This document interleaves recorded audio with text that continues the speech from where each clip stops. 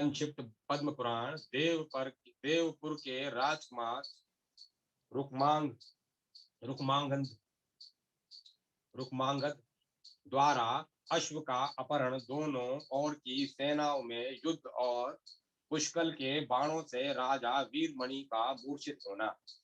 बादशाहन बोले, फणीश्वर, जो भक्तों की पीड़ा दूर करने के लिए नाना प्रकार की कीर्ति किया करते हैं, उन श्री रघुनाथ जी की कथा सुनने में मुझे तृप्ति नहीं होती।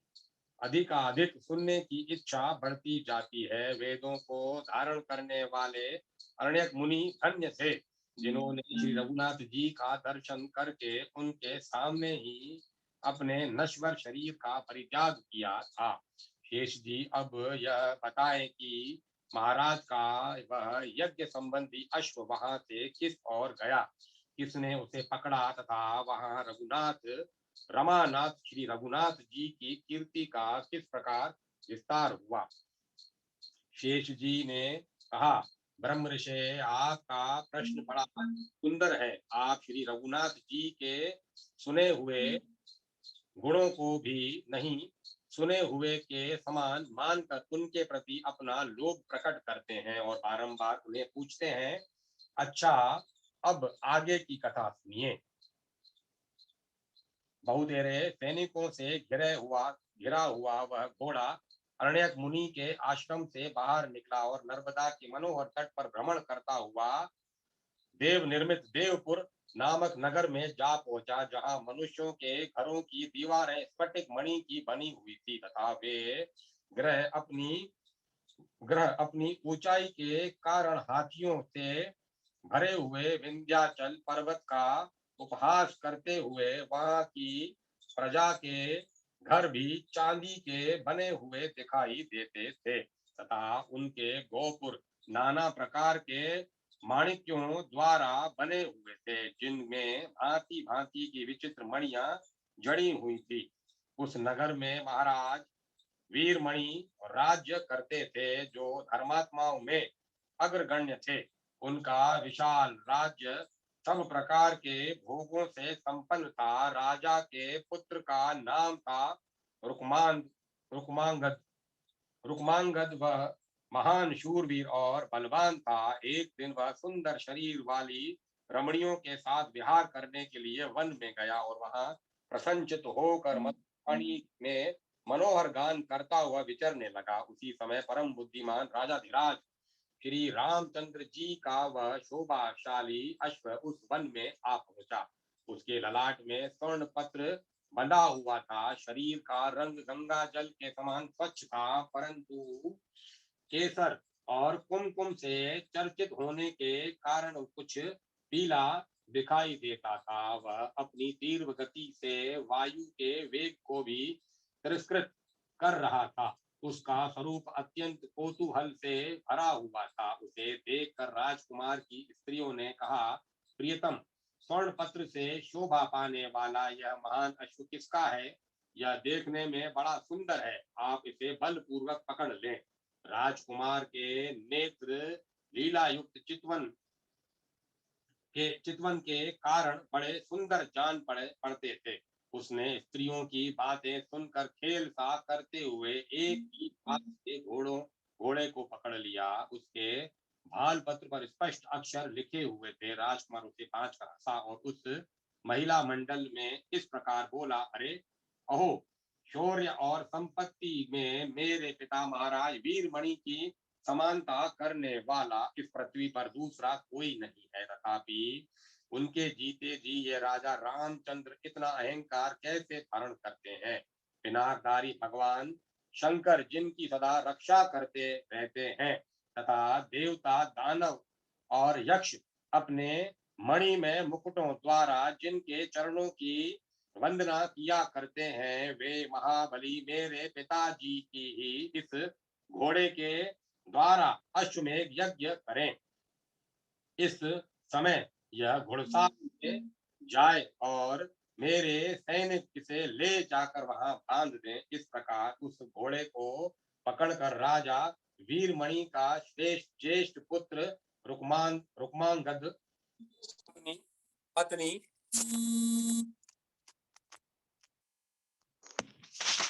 राजा वीरमणि का ज्येष्ठ पुत्र रुक्मांगद अपनी पत्नियों के साथ नगर में आया। उस समय उसके मन में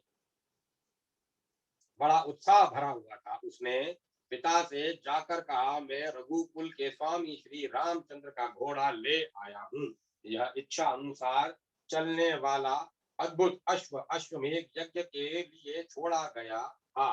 राम के भाई शत्रुघ्न अपनी विशाल सेना के साथ इसकी रक्षा के लिए आए हैं। महाराज वीरमणि बड़े बुद्धिमान थे। पुत्र की बात सुनकर उन्होंने उसके कार्य की प्रशंसा की है। सोचो कि यह घोड़ा लेकर चुपके से चला आया है। इसका यह कार्य तो चोर के समान है। अद्भुत कर्म करने वाले भगवान शंकर राजा के इष्ट देव थे। उनसे राजा ने सारा हाल कह सुनाया। भगवान शिव ने कहा, राजन, तुम्हारे पुत्र ने बड़ा अद्भुत काम किया है। यह परम बुद्धिमान भगवान श्री रामचंद्र के महान यश को हर लाया है, जिनका मैं अपने हृदय में ध्यान करता हूँ। जीवा से जिनके नाम का उच्चारण करता हूँ, उन्हीं श्री राम के यज्ञ संबंधी अश्व का तुम्हारे पुत्र ने अपहरण किया है। तुरंत परंतु इस युद्ध क्षेत्र में एक बहुत बड़ा लाभ यह होगा कि हम लोग भक्तों द्वारा सेवित श्री रघुनाथ जी के चरण कमलों का दर्शन कर सकेंगे। परंतु अब हमें अश्व की रक्षा के लिए महान प्रयत्न करना होगा। इतने पर भी हमें संदेह है कि श्री शत्रुघ्न के सैनिक मेरे द्वारा रक्षा किए जाने पर भी इसे बलपूर्वक पकड़ ले जाएंगे। इसीलिए महाराज, मैं तुम्हें यही सलाह दूंगा कि तुम विनीत होकर जाओ और राज्य सहित इस सुंदर अश्व को भगवान की सेवा में अर्पण करके उनके चरणों का दर्शन करो।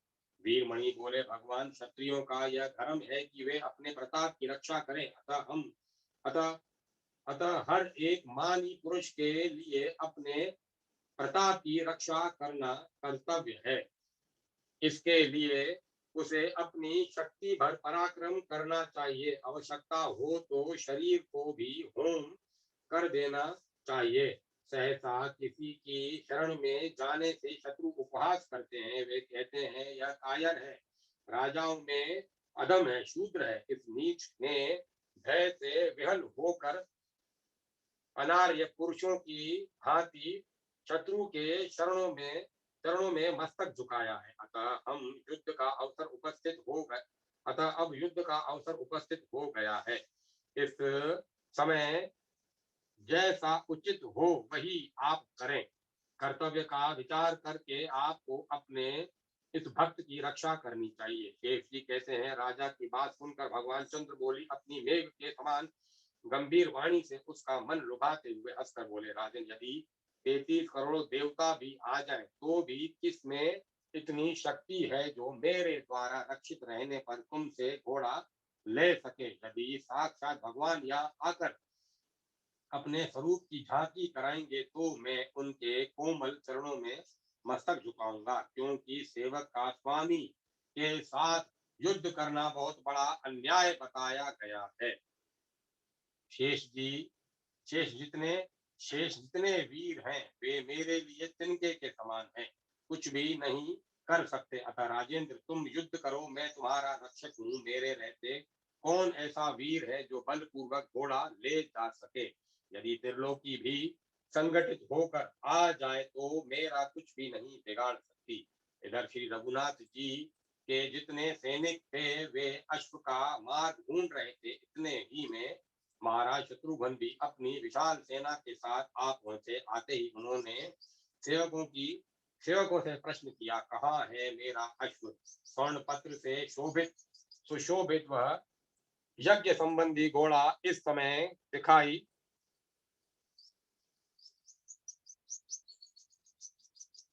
क्यों नहीं देता? उनकी बात सुनकर अश्व के पीछे चलने वाले सेवकों ने कहा, नाथ, उस मन के समान तीव्रगामी अश्व को इस जंगल में किसी ने हर लिया है। हमें भी वह कहीं दिखाई नहीं देता। सेवकों के वचन सुनकर राजा शत्रुघ्न ने सुमति से पूछा, मंत्रीवर, यहाँ कौन राजा निवास करता है? हमें अश्व की प्राप्ति कैसे होगी जिसने आज हमारे अश्व का अपहरण किया है? उस राजा के पास कितनी सेना है? इस प्रकार शत्रुघ्न जी मंत्री के साथ परामर्श कर रहे थे। इतने ही में देव ऋषि नारद युद्ध देखने के लिए उत्सुक होकर वहां आए। शत्रुघ्न ने उन्हें स्वागत सत्कार से संतुष्ट किया। वे बातचीत करने में बड़े चतुर थे, अतः अपनी वाणी से नारद जी को प्रसन्न करते हुए बोले, महामते बताइए मेरा अश्व कहाँ है? उसका कुछ पता नहीं चलता। मेरे कार्य कुशल अनुचर भी उसके मार्ग का अनुसंधान नहीं कर पाते। नारद जी वीणा बजाते हुए श्री राम कथा का बारंबार गान करते हुए बोले, राजन, यहाँ देवपुर नाम का नगर है। उसमें वीरमणि नाम से विख्यात एक बहुत बड़े राजा रहते हैं। उनका पुत्र इस वन में आया था, उसी ने अश्व को पकड़ लिया है। आज उस राजा के साथ तुम लोगों का बड़ा भयंकर युद्ध होगा। उसमें बड़े बड़े बलवान और सूरवीर मारे जाएंगे। इसीलिए तुम पूरी तैयारी के साथ यहाँ स्थिरता पूर्वक खड़े रहो और सेना का ऐसा व्यूह बनाओ जिसमें शत्रु के सैनिकों को प्रवेश करना अत्यंत कठिन हो। शेष राजा वीरमणि से युद्ध करते समय तुम्हें बड़ी कठिनाइयों का सामना करना पड़ेगा, तथापि अंत में विजय तुम्हारी ही होगी। भला संपूर्ण में कौन ऐसा वीर है जो भगवान श्री राम को पराजित कर सके? ऐसा कहकर नारद जी वहां से अंतर ध्यान हो गए और देवता तथा दानवों के समान उन दोनों पक्षों का भयंकर युद्ध देखने के लिए आकाश में ठहर गए। उधर शूर शिरोमणि राजा वीरमणि ने रिपुवार नामक सेनापति को बुलाया और उसे अपने नगर में ढिंडोरा पिटवाने का आदेश दिया। सेनापति ने राजा की आज्ञा का पालन किया। प्रत्येक घर, गली और सड़क पर डंके की आवाज सुनाई देने लगी। लोगों को जो घोषणा सुनाई गई वह इस प्रकार थी, राजधानी में जो जो वीर उपस्थित हैं वे सभी शत्रुघ्न पर चढ़ाई करें। जो लोग वीरता के अभिमान में आकर राजा आज्ञा का उल्लंघन करेंगे वे महाराज के पुत्र या भाई ही क्यों न हो, वध के योग्य समझे जाएंगे। फिर से डंका बजाकर उपयुक्त घोषणा दोहराई जाती है। सभी वीर सुन लें और सुनकर शीघ्र ही अपने कर्तव्य का पालन करें, विलंब नहीं होना चाहिए। नरश्रेष्ठ वीरमणि के सैनिक श्रेष्ठ योद्धा थे। उन्होंने यह घोषणा अपने कानों सुनी और कवच आदि से सुसज्जित होकर वे महाराज के पास गए। उनकी दृष्टि में युद्ध एक महान उत्सव के समान था। उसका अवसर पाकर उनका हृदय हर्ष और उत्साह से भर गया था। राजकुमार रुक्मांगद भी अपने मन के समान वेगशाली रथ पर सवार होकर आए। उनके छोटे भाई शुभागंध भी अपने सुंदर शरीर पर बहुमूल्य रत्न में कवच धारण करके रणोत्सव में सम्मिलित होने के लिए उपस्थित हुए। महाराज के भाई का नाम था वीर सिंह। वे सब प्रकार के अस्त्र शस्त्रों की विद्या में प्रवीण थे। राजा आज्ञा के अनुसार वे भी दरबार में गए, क्योंकि महाराज का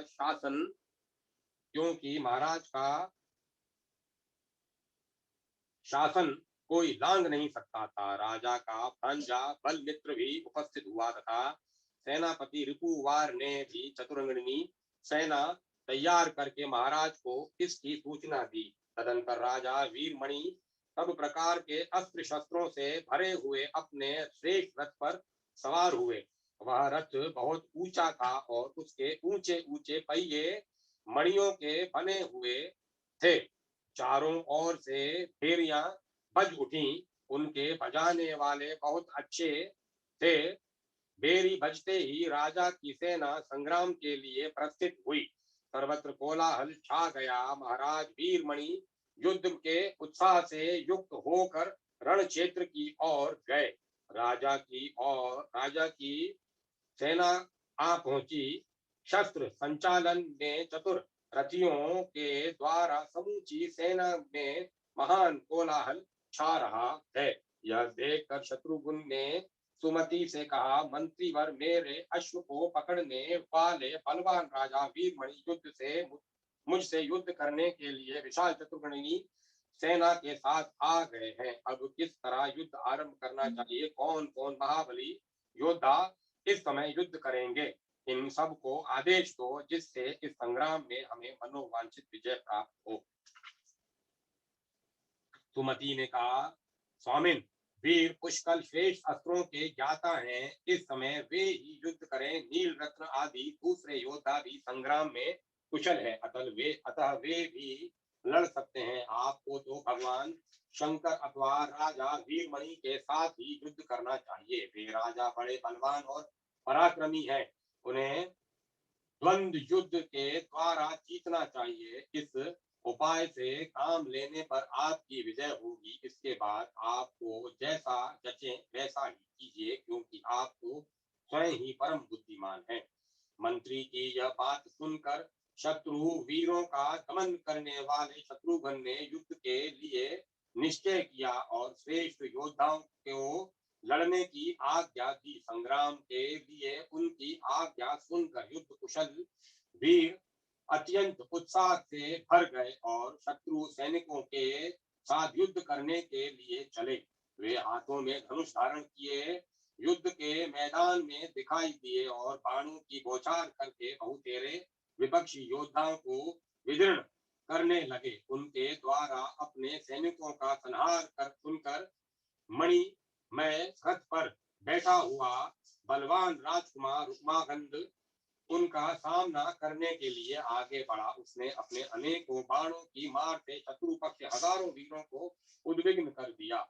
उनमें हाहाकार मच गया। राजकुमार बलवान था, उसने बल, यश और संपत्ति में अपनी समानता रखने वाले शत्रुघ्न तथा भरत कुमार पुष्कल को युद्ध के लिए ललकारा।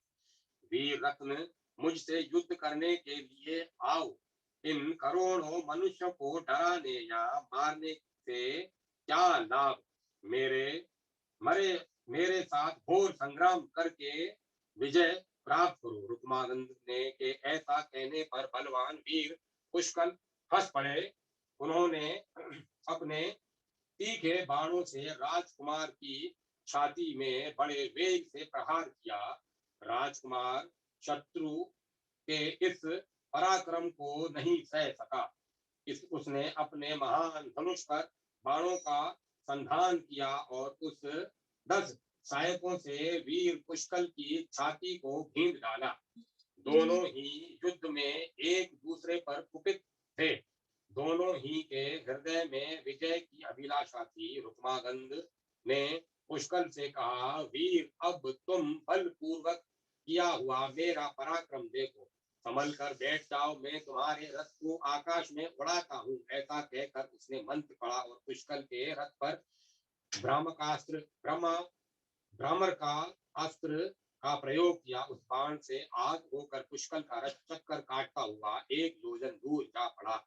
सारथी ने बड़ी कठिनाई से रथ को रोका तो भी वह पृथ्वी पर भी चक्कर लगाता रहा। किसी तरह पूर्व स्थान पर रथ को ले जाकर उत्तम शस्त्रों के ज्ञात ने कहा, राजकुमार, तुम्हारे जैसे वीर पृथ्वी पर रहने के योग्य नहीं है।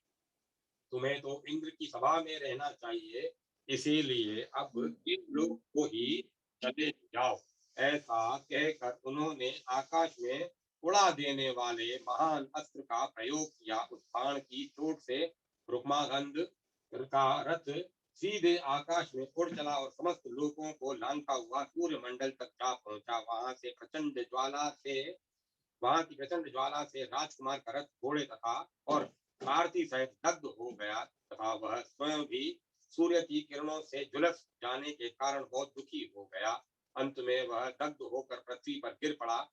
उस समय युद्ध के अग्रभाग में महान हाहाकार मचा। राजा वीरमणि अपने पुत्र को मूर्छित देखकर क्रोध में भर गए और रणभूमि के मध्य भाग में खड़े हुए पुष्कल की ओर चले।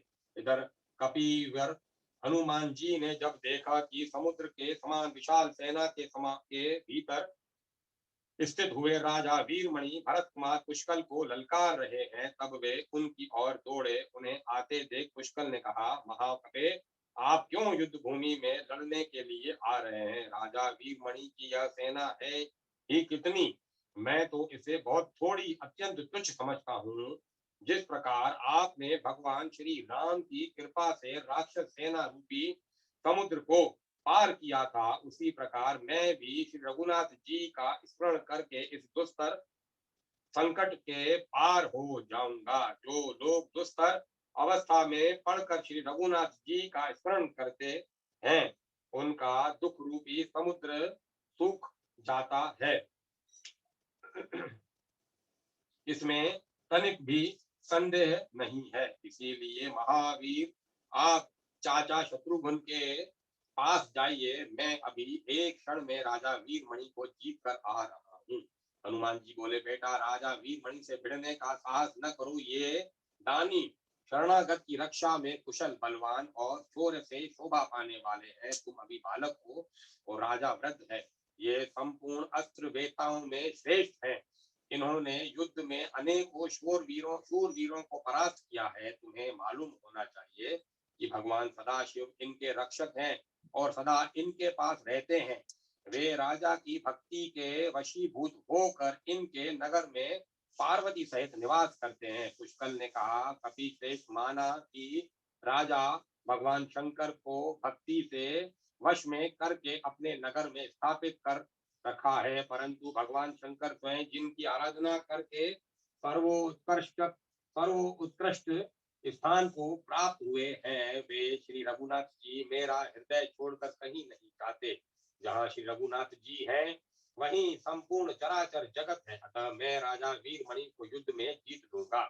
धीर की हुई पुष्कल की ऐसी वाणी सुनकर हनुमान जी राजा के छोटे भाई वीर सिंह से युद्ध करने के लिए चले गए।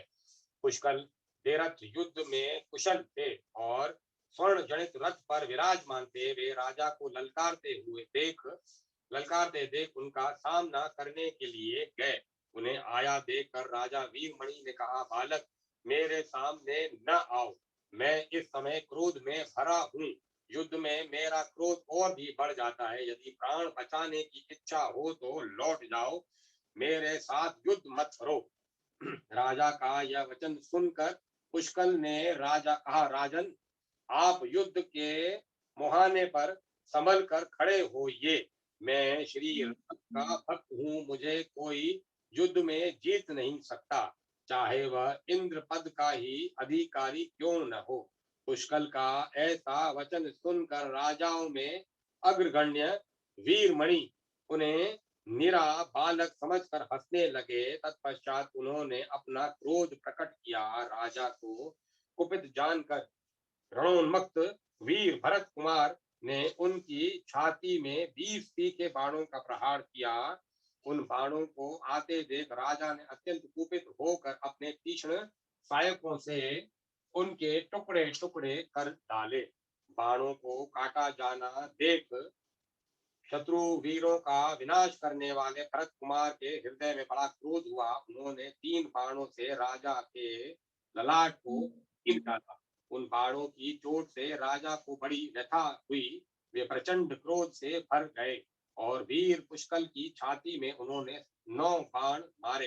तब तो पुष्कल का क्रोध भी बढ़ा। उन्होंने तीखे पर्व वाले 100 बाण मारकर तुरंत ही राजा को घायल कर दिया। उन बाणों के प्रहार से राजा का कवच, किरीट, शिरास्त्राण तथा रथ सभी छिन्न भिन्न हो गए। तब वीरमणि दूसरे रथ पर सवार होकर भरत कुमार के सामने आए और बोले, श्री रामचंद्र जी के चरण कमलों में भ्रमर के समान अनुराग रखने वाले वीर पुष्कल, तुम धन्य हो।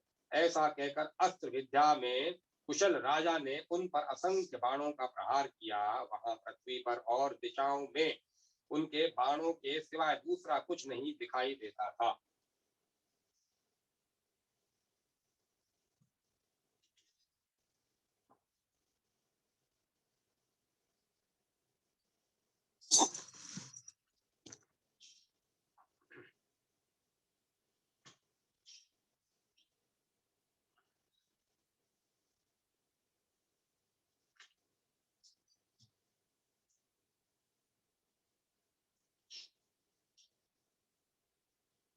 देखकर रथियों में अग्रगण्य पुष्कल ने भी शत्रु पक्ष के योद्धाओं का विनाश आरंभ किया। हाथियों के मस्तक विदीर्ण होने लगे, उनके मोती बिखर बिखर कर गिरने लगे। उस समय क्रोध में भरे हुए पुष्कल ने राजा वीरमणि को संबोधित करके शंख बजाकर निर्भयता पूर्वक कहा, राजन, आप वृद्ध होने के कारण मेरे मान्य हैं, तथापि इस समय युद्ध में मेरा महान पराक्रम देखिए। वीरवर, यदि 3 बाणों से मैं आपको मूर्छित न कर दूं तो जो महापापी मनुष्य महाहारिणी गंगा जी के तट पर जाकर भी उनकी निंदा करके उनके जल में डुबकी नहीं लगाता, उसको लगने वाला पाप मुझे ही लगे। यह कहकर पुष्कल ने राजा के महान वक्ष स्थल को, जो किवाड़ों के समान विस्तृत था, निशाना बनाया और एक अग्नि के समान तेजस्वी एवं तीक्ष्ण बाण छोड़ा। किंतु राजा ने अपने बाणों से पुष्कल के उस बाण के 2 टुकड़े कर डाले। उनमें से एक टुकड़ा तो भूमंडल को प्रकाशित करता हुआ पृथ्वी पर गिर पड़ा और दूसरा राजा के रथ पर गिरा। तब पुष्कल ने अपने मात्र भक्ति जनित पुण्य अर्पण करके दूसरा बाण चलाया, किंतु राजा ने अपने महान बाण से उसको भी काट दिया। इससे पुष्कल के मन में बड़ा खेद हुआ। वे सोचने लगे, अब क्या करना चाहिए। इतने में ही उन्हें एक उपाय सूझ गया। वे श्रेष्ठ अस्त्रों के ज्ञाता तो थे ही, अपनी पीड़ा दूर करने वाले श्री रघुनाथ जी का उन्होंने मन ही मन स्मरण किया और तीसरा बाण छोड़ा। वह बाण सर्प के समान विषैला और सूर्य के समान प्रज्वलित था। उसने राजा के छाती में चोट पहुंचाकर उन्हें मूर्छित कर दिया। राजा के मूर्छित होते ही उनकी सारी सेना हाहाकार मचाती हुई भाग चली और पुष्कल विजयी हुए। अब मैं कथा वहीं विराम देता हूँ। कल अगला अध्याय पढ़ेंगे। हनुमान जी के द्वारा वीर सिंह की पराजय, वीरभद्र के हाथ से पुष्कल का वध, शंकर जी के द्वारा शत्रुघ्न का मूर्छित होना, हनुमान के पराक्रम से शिव का संतोष, हनुमान जी के उद्योग से मरे हुए वीरों का जीवित होना, श्री राम का प्रादुर्भाव और वीरमणि का आत्मसमर्पण।